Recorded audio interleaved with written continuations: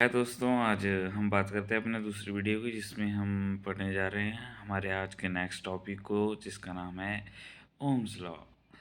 Ohm's law नाम तो सुना ही होगा। राहुल की तरह तो नहीं बोल रहा हूँ, शाहरुख खान की तरह। चलो कोई नहीं, छोड़ो उसको। आते हैं अपने क्या बोलते हैं ओम्स लॉ की ओर। तो बेसिकली जब भी हम स्टार्ट करते हैं इलेक्ट्रिकल सर्किट में, तो हमें तीन चीज़ें जो है ना वो मैक्सिमम सुनने को मिलती हैं। वोल्टेज हो गया, करंट हो गया और रेजिस्टेंस। इसलिए मैंने आपको अपनी पहली वीडियो में वो चीज़ें करवा दी थी। तो आइए अभी हम करते हैं start Ohm's law. Ohm's law में क्या होता है, जब हमारी फिजिकल जो क्वांटिटीज़ हैं, जैसे टेम्परेचर वगैरह हो गए किसी सर्किट में, उसको अगर हम कांस्टेंट रखेंगे तो ये लॉ जो होता है वहाँ पे एप्लीकेबल होता है। ठीक है। तो ये इन्वेंट किया था एक जर्मन साइंटिस्ट ने, तो उन्हीं के नाम पे इसका नाम रखा गया। फिर जॉर्ज ओम्स के नाम पे इसका नाम रखा गया ओम्स लॉ। ठीक है, ज़्यादा लंबा क्यों रखना था, सोचते हो ना भी।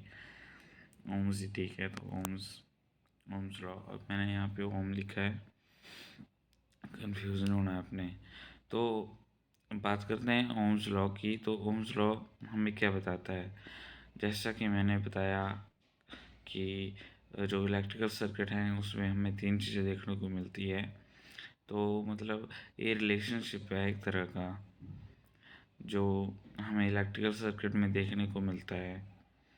तो ये बोलता है कि अगर हम किसी सर्किट में, किसी भी इलेक्ट्रिकल सर्किट में जो अगर हम फिजिकल क्वांटिटीज़ को क्या बोलते हैं कांस्टेंट रखें, तो हमारा करंट जो है वो उसमें से वोल्टेज के डायरेक्टली प्रोपोर्शनल होगा और रेजिस्टेंस के इन्वर्सली प्रोपोर्शनल होगा।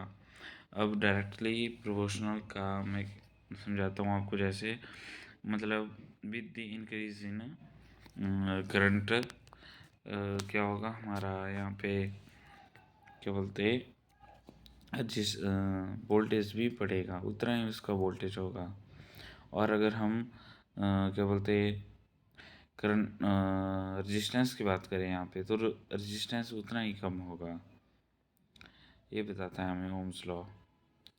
तो इसको अगर हम कैलकुलेशन वगैरह में यूज़ करें, तो हम इसको कैसे ड्राइव करेंगे, इस ट्रायंगल की मदद से मैं आपको बताता हूँ। जैसे आप देख रहे होंगे यहाँ फिगर मैंने बनाया हुआ है। तो इसमें वोल्टेज को मैंने ऊपर वाले इस ट्रायंगल में रख देता हूँ, और जो हमारे पास यहाँ पे दो बच जाते हैं नीचे वाले डिब्बे, उसमें हम आई को रख देंगे और एक में आर को रख देंगे। ठीक है। तो यहाँ से अभी हम डिराइव करेंगे। आई की वैल्यू क्या होगी, I is equal to V over R. यहाँ वी ऊपर है और आर हमारे पास यहाँ पे नीचे है, तो वी ओवर आर आ गया। यहाँ से हम करंट की वैल्यू को मेज़र कर लेंगे। और अब बात आती है अपने वोल्टेज की। तो वोल्टेज को अगर हमें कैलकुलेट करना होगा किसी भी न्यूमेरिकल में, तो हम उसको सिंपली वी करके, ए आमने सामने है तो हम इसको मल्टीप्लाई कर देंगे और हमारे पास जो है वो वोल्टेज की वैल्यू निकल जाएगी। ठीक है। तो ये दो चीज़ें तो हमने कैलकुलेट कर दी। उसी तरह से हाँ हो गया ये। तो रेजिस्टेंस की बात करें हम, तो रेजिस्टेंस भी मतलब कंडक्टर के कुछ क्या